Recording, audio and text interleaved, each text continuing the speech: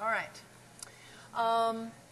So I'm going to probably be a little boring about this, but I just want to remind everybody about how it's going to happen in terms of the way we're going to handle the tests in the 2 rooms and everything. That if your last name begins with anything A and M for this coming test, you'll be here. If your last name begins with N or anything further on, you're going to be in the other room over at Odd 2 or Beisner Auditorium. I'm sorry. Odd 2 is Spivey, and yes, Odd 2 is Spivey, and Odd 1 is Beisner. I'm sorry. All right, excuse me. You should bring You should bring some kind of ID with you in any case, because we're going to ask you to show that you're in the right room before we seat you. And if you don't have some kind of ID, we'll ask you to wait till we have seated everybody who has ID. If you arrive after 3:30, we'll ask you to wait till 3:40, and we'll admit all the late arrivees together. There's 1, possibly 2, conceivably more, but I need to know about it, students who may have to arrive later than 3:40 because of labs, and you need to let me know that in writing so I can notify the proctors in those rooms. When you hand in your exams, you'll be asked to show your student ID number and to match it to your test sheet. This is just for accuracy. If you don't have that ID with you, we're going to ask you to step aside so we can keep your sheet aside to check manually. But give the proctors time to look at your final ID numbers at the end of it all. Do people have any other questions about the procedures for the exams? Okay. Another reminder that tomorrow night there will be a review session at 6. It will be in Odd. Guys, where are you? Odd which is the review in? It's in Odd 2, which is Spivey, right? Okay, in Spivey. Because it's not here, we do not have video of that, but the handout will be made available through Icon after the fact. Do people have any other questions about exam procedures or the review session before the sort of boring course type stuff before we move into more interesting things? So we only had one day to talk about the chapter on the cytoskeleton. Do people have any questions about the cytoskeleton you'd like to ask, or any things that need to be clarified, any other aspects we didn't get a chance to get to on Monday? About the cytoskeleton, chapter 5.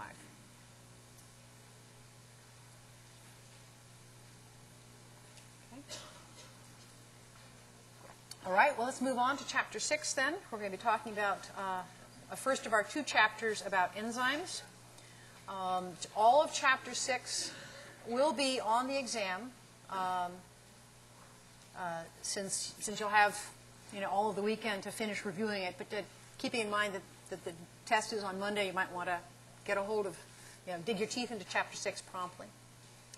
We've been talking about the large macromolecules that living systems are made out of. And we started by thinking about DNA and RNA, the nucleic acids, the long linear polymers, good for information, some other things.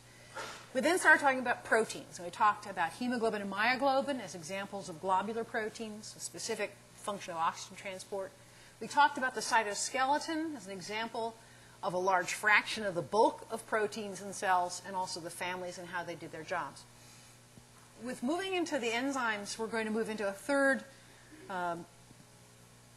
whole approach to using proteins for living things, and one that really covers the greatest variety of proteins, although it may not, any one enzyme does not necessarily make up a very large mass of proteins.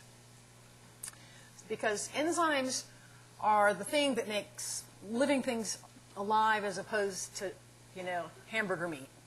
You need to be able to catalyze reactions, and that's what the enzymes are going to do.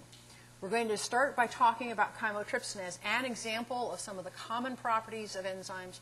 And so in chapter 6, we're going to be looking at sort of the overall properties of enzymes and what they can do. In chapter 7, we'll look at them more mathematically. We'll look at their kinetics. We'll look at their inhibitors and things like that. But why start with chymotrypsin? Well, as we've gone along, we've tried to pick models of things to take a look at. And Chymotrypsin makes a nice model for what an enzyme is for a number of reasons. It's a fairly compact protein. It's one of the ones that the pancreas makes to help our stomach digest things. It has a fairly simple job. It's there to break down proteins. So the big polymer of a protein can't be absorbed by cells, but individual amino acids can. So the job of chymotrypsin is to look along peptide backbones, and when it finds a peptide bond like this with the appropriate side chains, and we'll talk about what appropriate means in a little bit, to add a water molecule. See, we're adding a water. So we add a water molecule across that bond and hydrolyze the bond. So it's going to hydrolyze it into now having a free carboxylic acid and a free amine end. It can do it pretty fast. It can do almost 200 bonds a second. So that's pretty brisk. It is roughly 10 to the 11th times faster than it would be without it. Proteins can last a long time. That's why we have parchment manuscripts from the 10th century. That's all made out of protein.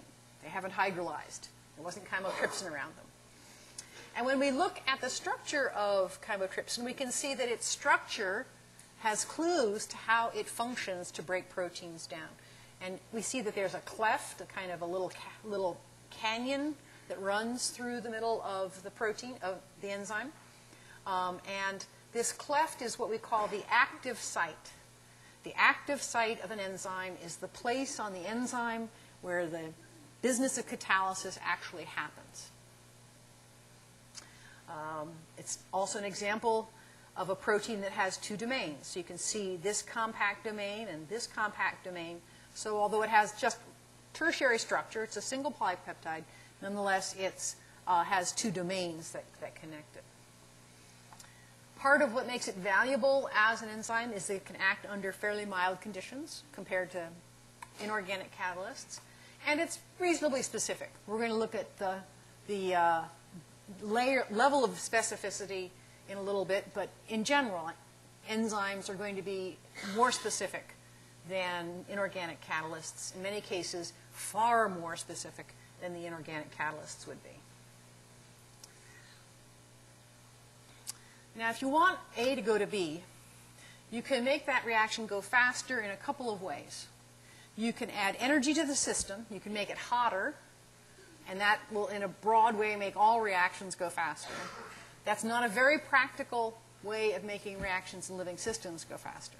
Or you can use a catalyst. And a catalyst is a compound that can increase the rate of a reaction but not be used up in the reaction itself. When you look at the catalysis that enzymes are capable of, it is astounding, just astounding. And this is showing you some examples of comparing enzymes to the non-catalytic rates. So you can see here, this is how much faster things go in the enzyme catalyzed rate than without the enzyme around. And the least enhanced, the ones that are the least sped up, are in the orders of 1,000,000 times better. They're doing peculiar things like choresmate mutase and stuff like that. So cyclophilin is a protein chaperone that can refold proteins. And so the least advantage you buy with an enzyme is a 1,000,000-fold acceleration. And in fact, you can get a 1,000,000,000-fold and quadrillion-fold. You can get orders of magnitude of acceleration that are really almost beyond our imagining. So enzymes are really extraordinary catalysts.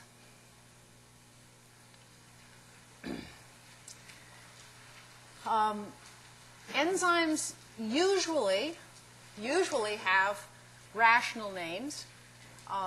There are occasions where they have trivial names. And I will try to the extent I can to point out to you when the name makes sense and when the name makes sense for odd reasons and when it makes no sense at all. So for instance, here's a compound called pyruvate. And there's an enzyme that can get this carboxylate group to come off as carbon dioxide. And so that enzyme is called pyruvate decarboxylase, a rational name. Or, for instance, Here's a case where we have an amino acid and an alpha keto acid, and we're going to move that amine group from the amino acid alanine over to the carbonyl carbon.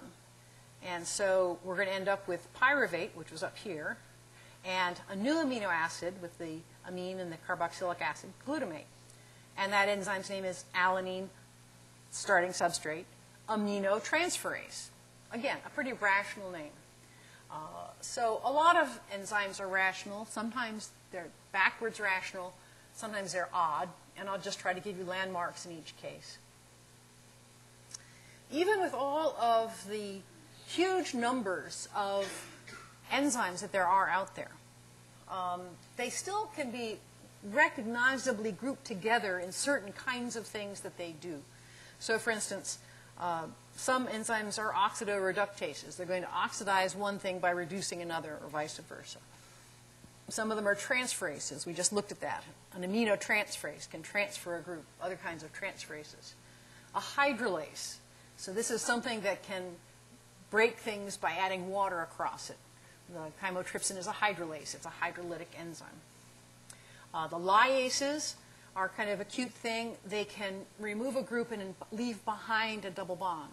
It's a little sneaky there. Isomerases,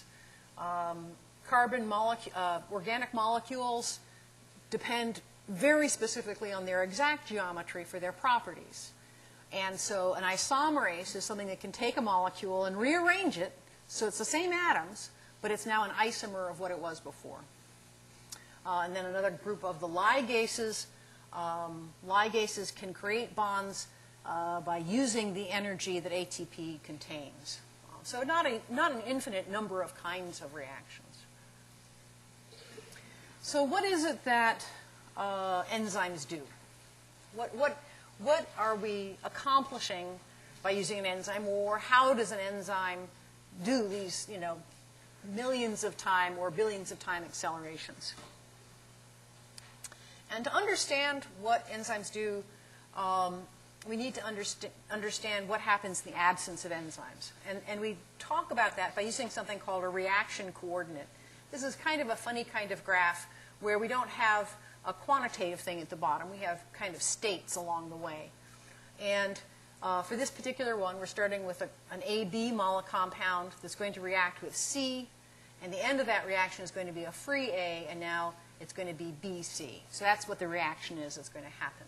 So the bottom coordinate there is the starting material, the products, and then here in the middle, an intermediate. So as you go from here to there, we're talking about the progress of the reaction. This is an intermediate along the way that's formed transiently. And on the vertical axis, we're going to look at the free energy, the Gibbs free energy of these different states in the reaction, these different mixtures of reactants and products. And what you can see here is that this intermediate state is at a higher free energy than either the starting material or the finishing material.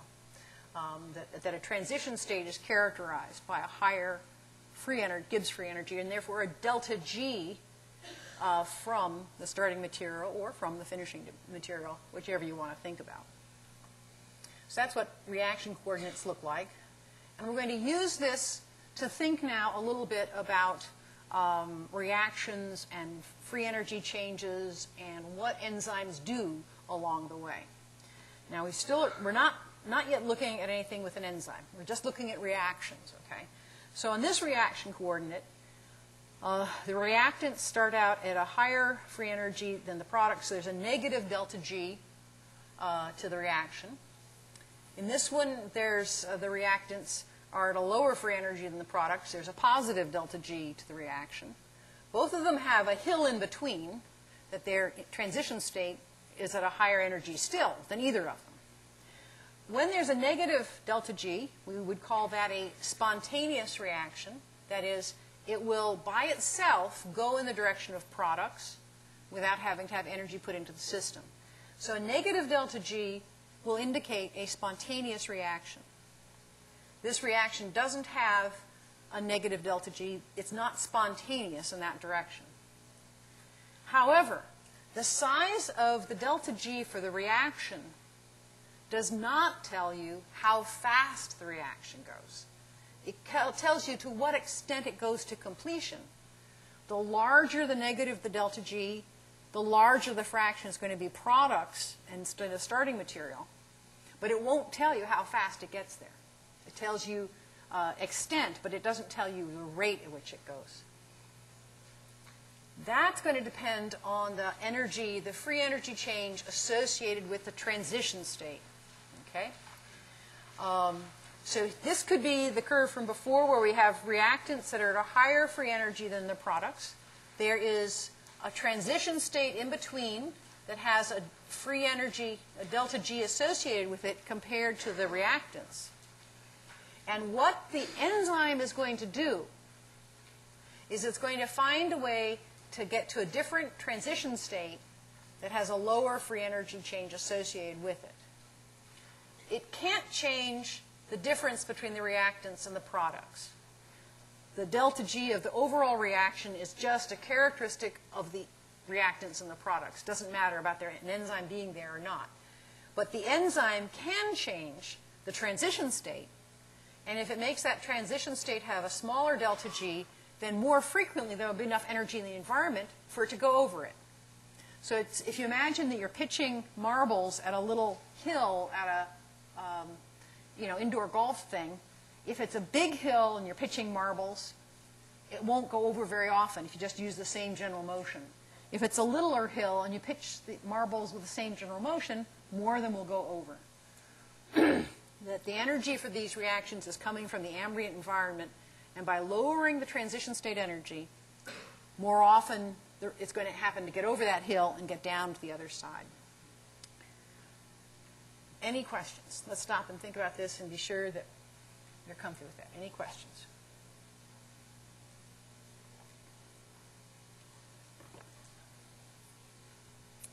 This is a very important point, in case you hadn't gotten that.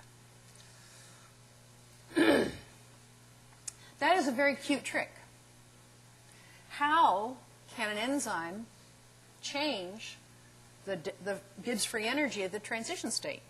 How does it reduce the size of the delta G needed to get over between the reactants and the products? Well, a variety of ways. There's a number of different tricks that enzymes have to do this. All enzymes are kind of creating a specific chemical environment or specific chemical condition. They're using their overall tertiary structure and their side chains to create a unique little environment, a teeny tiny environment. A lot of what they do can be done through the side chains of the amino acid residues. I mean, there are 20 of them. There's a lot of variety there. Some enzymes need chemistry that's not available through amino acids, and in that case, it may use cofactors. And we're going to see that a lot of the B vitamins that you see labeled on food things or in your vitamins, daily vitamins, a lot of the B vitamins are cofactors to enzymes. And when we start looking in detail, we find that there are at least 3 common methods for generating catalysis. There's acid-base catalysis. You may have heard of this in your other chemistry classes. Covalent catalysis, in which there are actual covalent attachments between the substrate and the enzyme. And in some cases, metal ion catalysis. Sometimes the cofactor is a zinc or a manganese or something like that. And now, my asking you to learn the functional groups in the amino acids starts to make sense, because with those in your head, you can see why there are some amino acids that are often found at the active site of enzymes. These are amino acids whose side chains are especially good for acid-based catalysis. So here's aspartate with its alanine plus a carboxylic acid, so you can see that it's got a place where you can gain and lose protons. Here's glutamate, just 1 carbon longer, but another carboxylic acid. Here's the histidine with that odd heterocycle ring that has a pKa fairly close to neutrality. Here's lysine with its primary amine way off there. Here's cysteine with that sulfhydryl group, like a sulfur alcohol. It's a sulfhydryl group. And here's tyrosine, which has a lot of hydrophobic character, but it has this alcohol on this end, and that alcohol is capable of engaging in some of these reactions. So just this little tip of tyrosine has a polar character to it and an ionizable character. So these amino acids are ones that are going to be very good candidates for finding at active sites.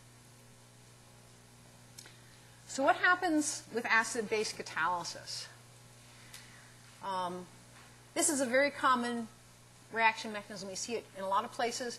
And what's happening is that the acid or the base can lower the energy of the transition state by reducing electrostatic strain. And what do I mean by that? Well, let's look at a reaction without an acid around. Let's say we want to start from here. Here we have a keto group. This is the carbonyl oxygen. So this is in the keto form. And we'd like to end up in this configuration what's called an enol. It's got a double bond there and an alcohol here. So the reaction we like to catalyze is moving from this configuration to this configuration. If we try to do this just by itself, the transition state looks something like this, where you have you're sharing electrons between these atoms. You have a partial negative charge on that oxygen. You've got partial negative charge on this atom. And so that's going to have repulsion between the negative groups. That's kind of a strain, electrostatic strain. And so that makes it an uncomfy state for the molecule to get into. It's not going to get into that state very often, just spontaneously. In the presence of some acid, on the other hand, so here we have, you're starting off with the same starting material, but here's your acid coming in to participate as a catalyst. And now you can have that partial negative charge balanced off of the protons of the acid. That reduces the electrostatic strain so that you can have it come out the other side. And the proton can come back out. You now have your enol here, and your weak base or whatever can pick up the proton and go back to its original state. So you haven't consumed your acid in the process. It's just been a partner transiently. But it's reduced the electrostatic strain of the intermediate, and so it's more likely to happen. Interestingly enough, that particular reaction, and in many cases a reaction, can be catalyzed by base as well as by acid. So in this case, we have our carbonyl oxygen. In this case, the base is going to help as a catalyst by pulling away positive charges from the other end. It's another way of reducing the electrostatic strain, but it ends up with the same overall thing of now you have the enol at the end, and your base can go back and be recycled. In both cases, the catalyst is regenerated. We get back the molecule we put in.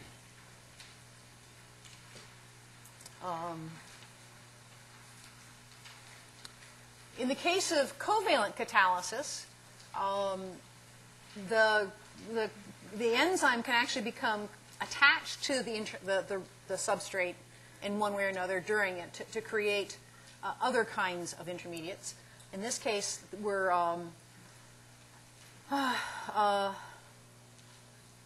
looking again at related things with carbonyl oxygens.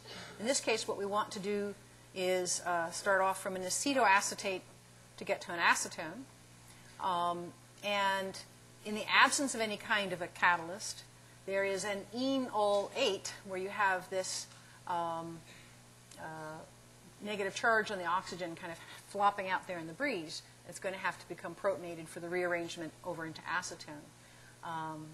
By contrast, if you can have a covalent catalysis going on, you can start off with acetoacetate, and here this is the side chain from one of the side chain amino acid residues of the enzyme.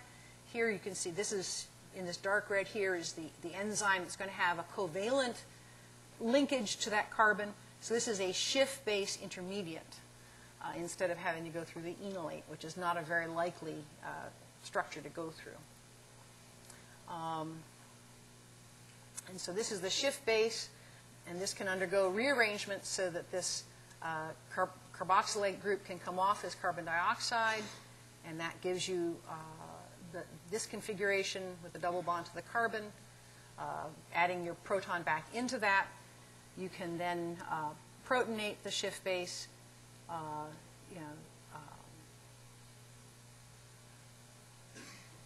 and end up releasing the product in this form here. So you've regenerated your original enzyme. You haven't used up your enzyme, but you've been able to get there without having to go through that enolate intermediate. Now, one of the interesting things about covalent catalysis is that the reaction coordinate for covalent catalysis looks a little different than it does for uncatalyzed reaction, or in most cases for a simple acid-base catalysis. And why would that be? Well, because you're actually going through a couple of transition states as you do that.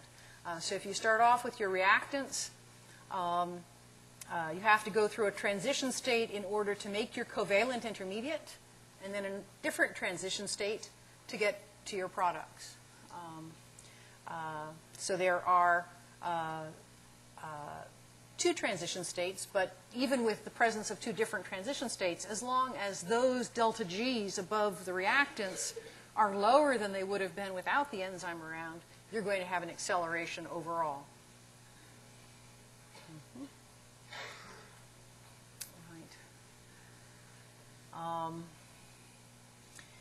And again, by looking at the structure of amino acid side chains, we can make intelligent guesses as to which amino acid residues are likely to be present in enzymes that are going to be engaging in covalent catalysis. You want to have some side chains that are nucleophilic, that are electron-rich to be good at attacking attacking the substrate. And you can see here that serine and tyrosine are both capable of in being such electrophiles in different ways. You've got the unprotonated or the protonated forms here. Cysteine is the sulfhydryl group in one or the other of them. Lysine, we've mentioned that before, and histidine. So interestingly, all of these guys also showed up on the acid-base catalysis, didn't they? So these are they have other uses than just acid-base catalysis. They're potentially able to be covalent catalysts. So now with all that in our heads, we can think a little bit about how chymotrypsin actually does what it does do. Okay? And one of the reasons that chymotrypsin makes a nice model to think about these things is that in a single enzyme mechanism, we see examples of both acid and covalent catalysis going on. How did people figure out what's going on?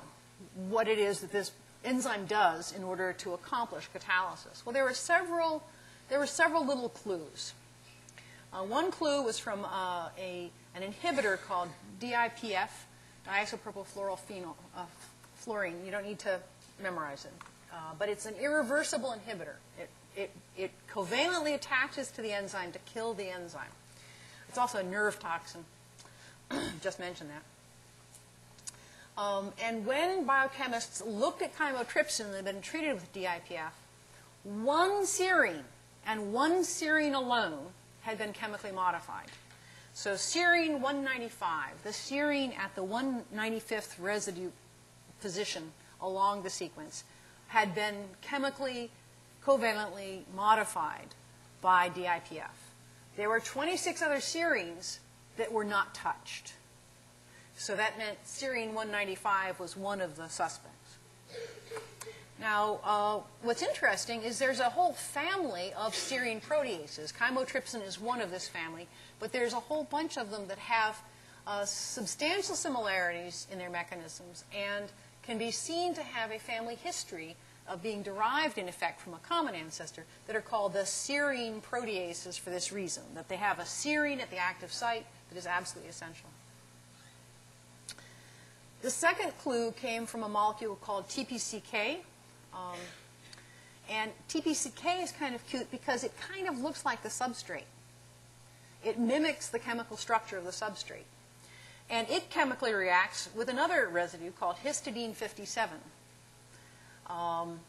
So here we have two different residues that are uniquely picked out of the sequence by these inhibitors. not very close together, 195 and 57. So that's a little odd. And then once they could crystallize chymotrypsin, they discovered a third component that was crucial, which was an aspartate at position 102. And these three residues turn out in the tertiary structure to be very close together, very close together. And so you have aspartate 102 making a hydrogen bond here to this histidine 57, and histidine 57 making another hydrogen bond to the serine 195. So you have them very close together, and these are called the catalytic triad. It's a triad of residues that are going to be deeply and essentially involved with the action of catalysis. We're going to see how hydrogen bonds are important little things, that they're weak bonds, but they're important for enzymes.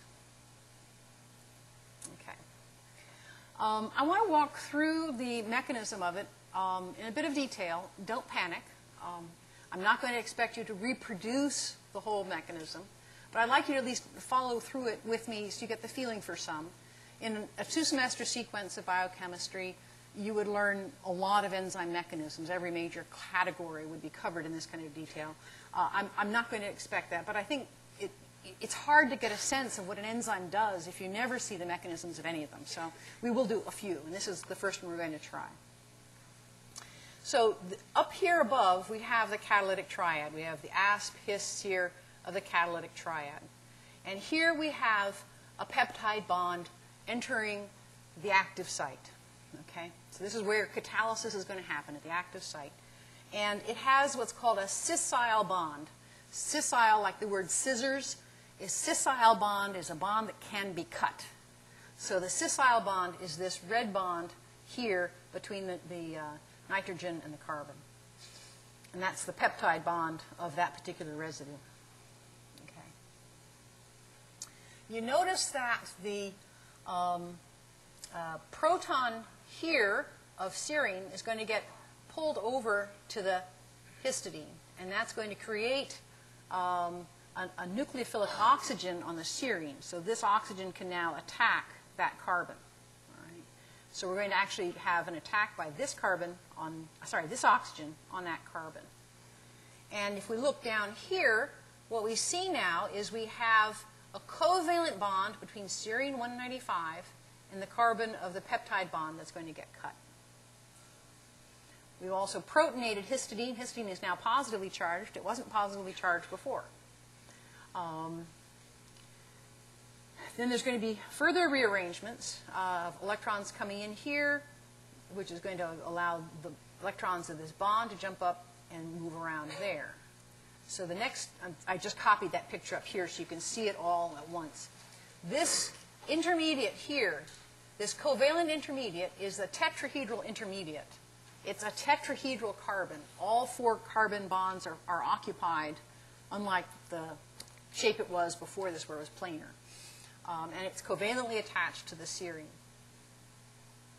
Now, the histidine is going to donate that hydrogen that it picked up to attack the nitrogen on that peptide bond.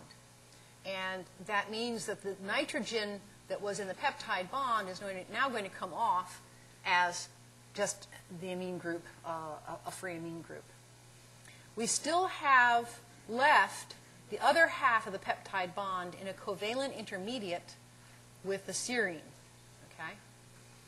The other name for this is an acyl enzyme intermediate. Acyl because it's got a carbonyl carbon here. Enzyme because this is the rest of the stuff, all the rest of this page is enzyme right now.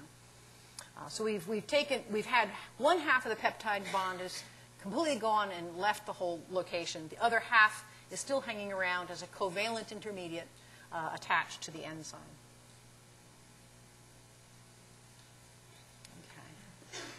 Okay.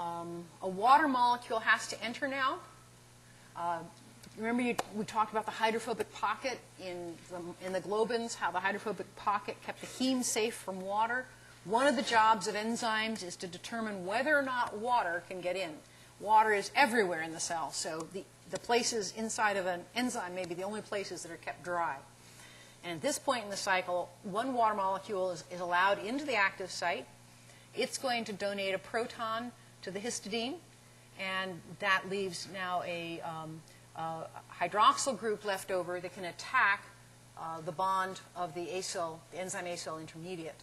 So this could be considered an example of base catalysis at that point.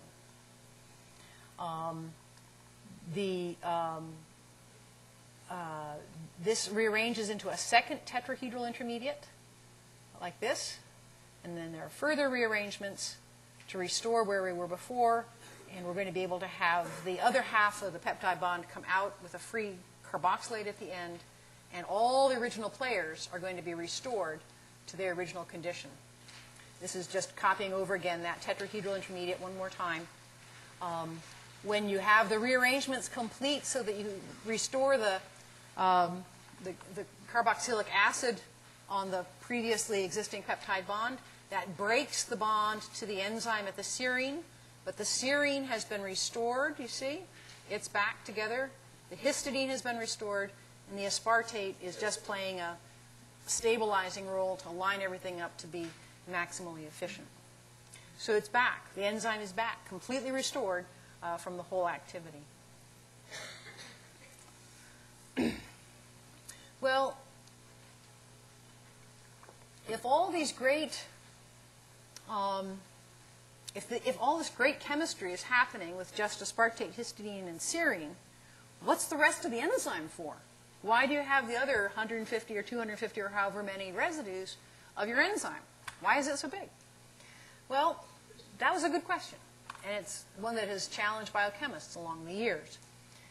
The early model for how an enzyme did this was called the lock and key model. The idea that the enzyme had a fixed shape and the substrate, the right substrate, the magically right substrate, fit it just so, just like a key in a lock.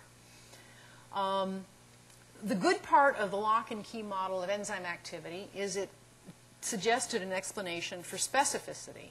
You remember I said that enzymes are different from inorganic catalysts in that, in general, enzymes are more specific, sometimes amazingly more specific. The bad part of it is if it has such a snug, specific fit to the reactants, how do the products bind to it? And maybe it's even too good. So in other words, if we were to look at the reaction coordinates, you start off with your substrates here. If there's such a snug fit to the reactants, surely that would be a lower energy state than just bouncing around free, which would actually mean that the transition state free energy change would be bigger than in the absence of the enzyme. That's not where we're trying to go. So that was one of the things that made it seem that maybe the lock and key model was missing something important. Oops. Wait a second. Let me see. Did I just miss a page here? Okay. All right. The newer model is the idea that a key contribution of enzymes is to stabilize the transition state. And I noticed we had the font change on us again.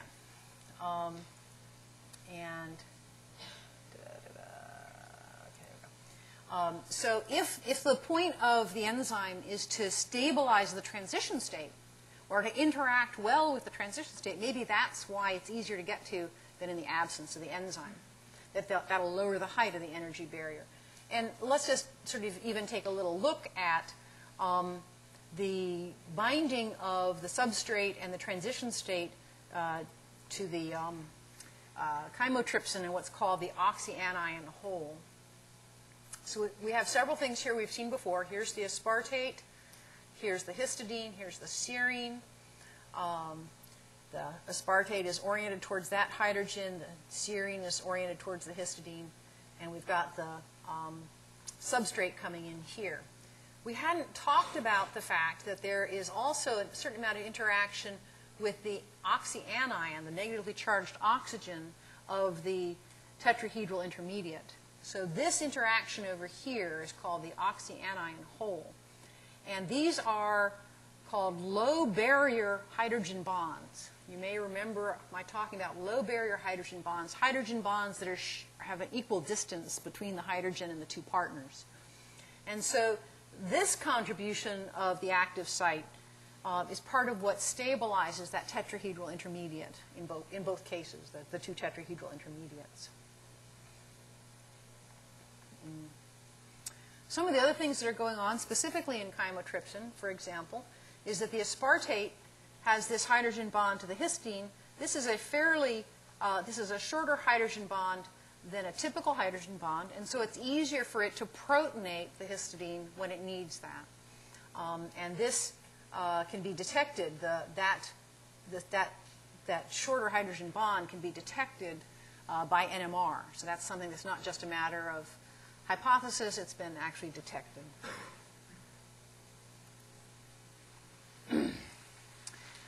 So having looked at chymotrypsin and having looked at a large number of enzymes, there are a number of other things that go on to account for the huge accelerations that we can detect with enzymes. We've talked about stabilizing the transition intermediate, the transition state. Some other things that contribute are simply proximity, that you hold the reactants nearer each other.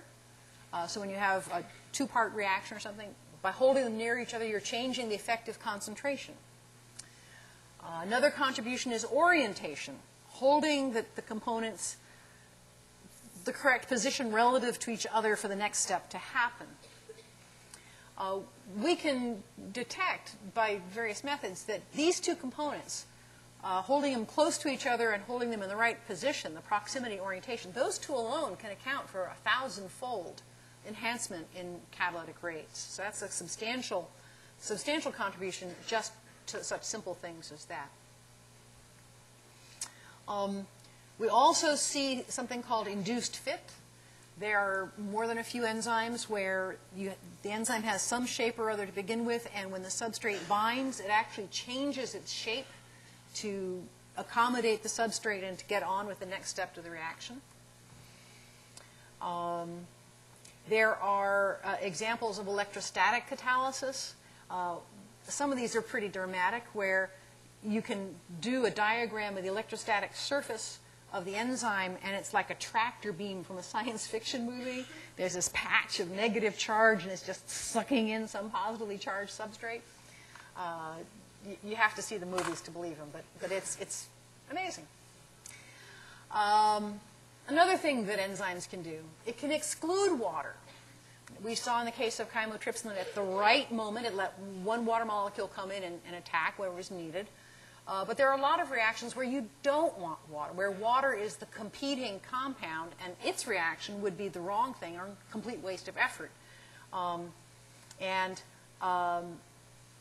This fact may account for the reason that when you take an enzyme where you're pretty sure you know where the active residues are, the catalytic residues are in the active site, that you can change them to small comparable things that don't have that chemistry, you may still have enzyme activity at a lower level because of things like proximity and orientation and being able to exclude the water. And this is just kind of showing a little schematic of proximity and orientation in a very generic sense. And we are at fairly well along the day, so I'll see you all Friday then. I think this is a good spot to stop.